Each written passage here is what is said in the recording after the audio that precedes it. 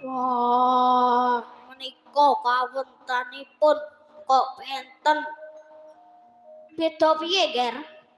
Wonten mriki malah ketingal ayem jenjem mat sarta tentrem.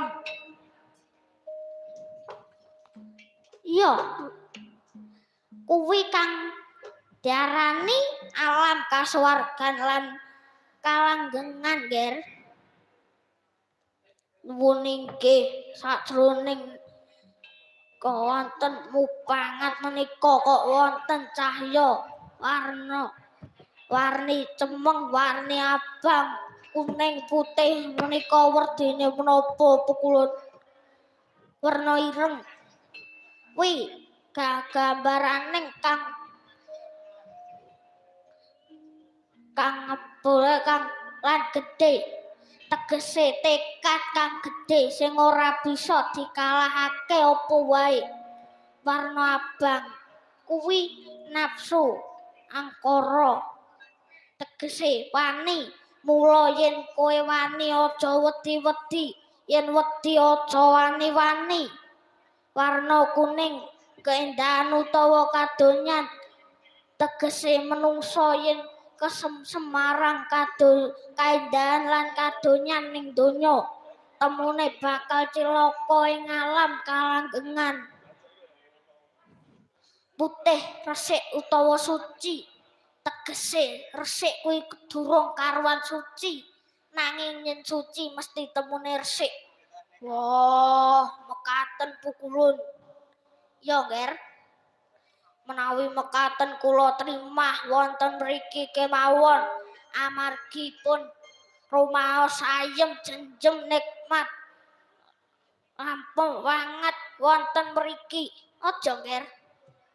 Jeneng kita kudu bali ana madya pada, jalaran jeneng kita iku satriya tama, kudu nindakake darmaning satriya ya darmaning urip.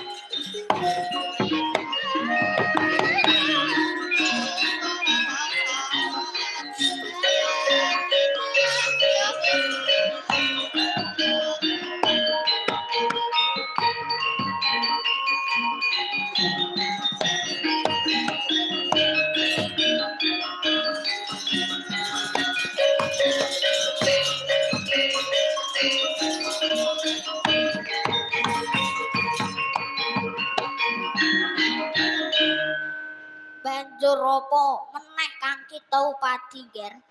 Kula kepengin ngilmunipun sastra Jendra Ayoningrat Pangruwating Griya.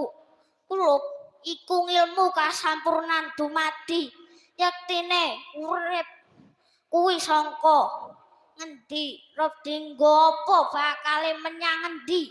Urip sangka Gusti kang akarya jagat, urip kanggone nindakake darmaning urip, pungkasaning urip bali marang ngarsaning Gusti kang akarya jagat. Nuwun inggih pukulun. Mula jeneng kita enggal bali ana madya pada, aja bali ning negara